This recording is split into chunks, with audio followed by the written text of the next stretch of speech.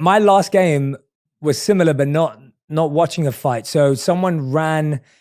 It was a big game, and it was like I was playing really well that season, and everything was going really well.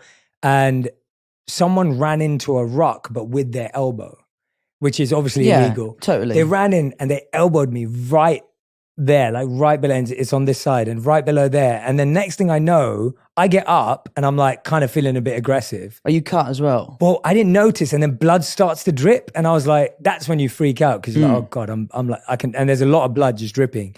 So I get subbed off, and the nurse on the side just puts a bit of glue there, like to stick it together. Mm-hmm. And at that time, you don't really notice, and you think you're all right. And then literally an hour later, it's just getting thicker and thicker and thicker. And I'm ending up with this run to the hospital on the way home because my coach was just like, suck it up, it's fine. You'll be fine. Run there. They're like, if you were any later, you would have had nerve damage and like potentially lost your eyesight, whatever it was. And they had to like glue it and a little bit of stitches or whatever it was. And for the rest of the month, I walked around with my, like, you know, eye literally hanging over, and I looked like I'd got into like the worst fight. Like I walked into a store and everyone would kind of back off and stuff. And it was just really uncomfortable. That was my last game of rugby.